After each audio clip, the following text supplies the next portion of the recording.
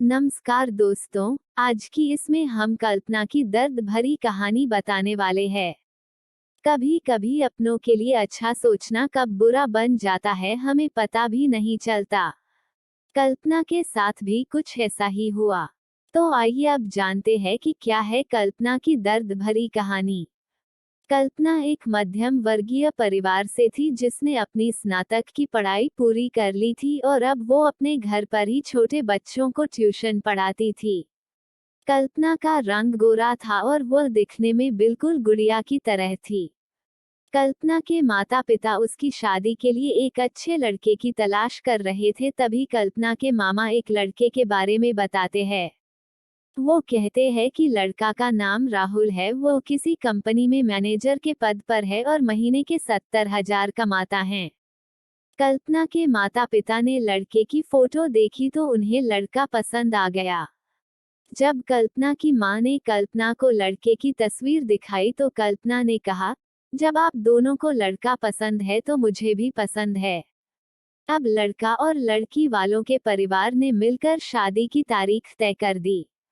कल्पना के माता पिता बहुत खुश थे कि उनकी बेटी की शादी एक अच्छे घर में हो रही है। पूरे धूमधाम से कल्पना की शादी हो गई। अब कल्पना अपने बचपन के घर को छोड़कर एक नए घर चली गई। कुछ दिन तो कल्पना को अपने माता पिता और अपने घर की बहुत याद आई। कल्पना की शादी के अब महीने बीत गए थे। अब उसके पति राहुल पहले जैसा व्यवहार कल्पना के साथ नहीं करता था। कल्पना से वो चिड़ा चिड़ा सा रहता था। राहुल अब न पहले जैसा कल्पना को प्यार करता और न ही उसकी बातों को मानता।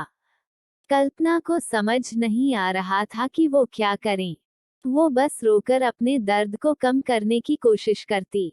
एक दिन कल्पना को पता चला कि राहुल सिगरेट पीने के बहाने छत पे जाता और किसी लड़की से बातें करता है। जब कल्पना ने राहुल से पूछा कि आप रोजाना छत पे जाकर किससे बात करते हैं, तो इस पे राहुल ने जवाब दिया कि वो मेरे ऑफिस का फ्रेंड है, बस उसी से बातें करता हूँ और तुम अपने काम से मतलब रखो, ज्यादा सीआईडी बनने की जरूरत नहीं है। होली का दिन था, राहुल के कुछ दोस्त उसके घर आए थे, सभी ने घर पर पार्टी किया। उस दिन राहुल का एक दोस्त थोड़ा ज्यादा ड्रिंक कर लिया था और उसने नशे में कल्पना के सामने जाकर कहा, भाभी आप इतनी प्यारी और मासूम हो फिर भी राहुल भाई दिन भर उस घमंडी नेहा से बातें करते रहते हैं, लगता है कि आप राहुल भाई का सही से ख्याल नहीं रखते। ये सुख कल्पना का शक अब हकीकत बन चुका था। अगली सुबह जब कल्पना ने राहुल से पूछा कि ये नेहा कौन है और क्या लगती है आपकी।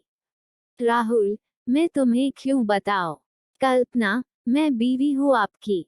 राहुल, देखो तुमसे पहले वो मेरे लाइफ में आई। कल्पना, तो फिर मुझसे शादी क्यों की? राहुल, बस तुम अच्छी लगी इसलिए शादी कर लिया। कल्पना, अब तुम देखना मैं उस कमीनी लड़की को कैसे सबक सिखाती हूँ।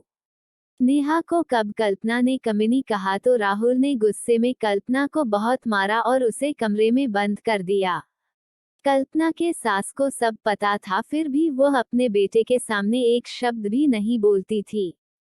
शाम को जब राहुल आया तब उसने रूम का दरवाजा खोला। उस दिन कल्पना की तबीयत खराब हो गई, फिर भी उसी हालत में उसने खाना बनाया। कल्पना ये सारी बातें अपनी मां को बताना चाहती थी, लेकिन चाहकर भी वह नहीं बता पा रही थी क्योंकि वह जानती था कि अगर उसके माता पिता को ये सब पता चलेगा तो वह परेशान हो जाएंगे। राहुल अब कल्पना के साथ नौकरानी जैसा व्यवहार करने लगा। छोटी छोटी बातों पे उसे मारता। कल्पना अब धीरे धीरे डिप्रेशन का शिकार होने लगी। उसके दिमाग में गलत गलत ख्याल आने लगे। अब न वो समय पे खाना खाती और न ही किसी से बात करती। आखिरकार एक दिन कल्पना ने रूम में फांसी लगाकर आत्महत्या कर ली। कल्पना ने आत्महत्या का कारण किसी को नहीं बताया, लेकिन उसके सास को बताया था कि कल्पना ने आत्महत्या क्यों किया। दूसरी तरह कल्पना के माता पिता का रो रो कर बुरा हाल हो गया। कल्पना की मां ने पुलिस को आत्महत्या कारण उसके ससुराल वालों को बताया। पुलिस राहुल और उसके माता पिता को ले गए। लेकिन पैसों के दम पर कुछ ही दिनों में राहुल और उसके माता पिता जेल से छूट गए। जीवन में अक्सर अच्छा दिखने वाला इंसान अच्छा नहीं होता। उसके अंदर कहीं न